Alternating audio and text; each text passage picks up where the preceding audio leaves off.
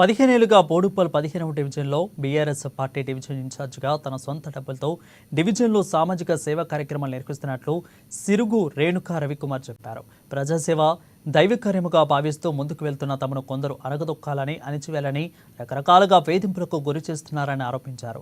అయినా కూడా ఎవరికి భయపడకుండా ప్రజాసేవలో వెనుకడుగు వేయకుండా ముందుకు సాగుతున్నానని అన్నారు. ఇక తమను ప్రత్యక్షంగా ఏమీ చేయలేక తమ ఫోటోలతో ఉన్న ఫ్లెక్సీని నామరూపాలు లేకుండా చించివేశారని వారు మండిపడ్డారు. ఎవరిని కుట్రలు చేసినా తాము ప్రజాసేవలోనే ఉంటామని స్పష్టం చేశారు. గతంలో 10 సంవత్సరాలు టీచర్గా పనిచేశాను. మా హస్బెండ్ గత 15 సంవత్సరాల నుండి సామాజిక సేవ చేస్తున్నారు.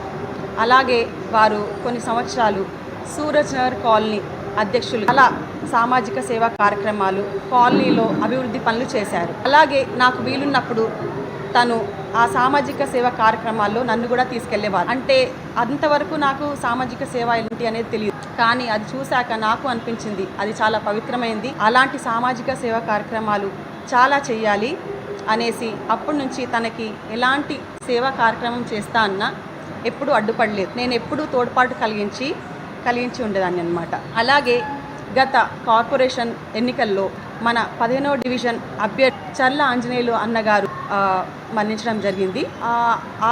గత ఏడాది నుండి మా సామాజిక సేవ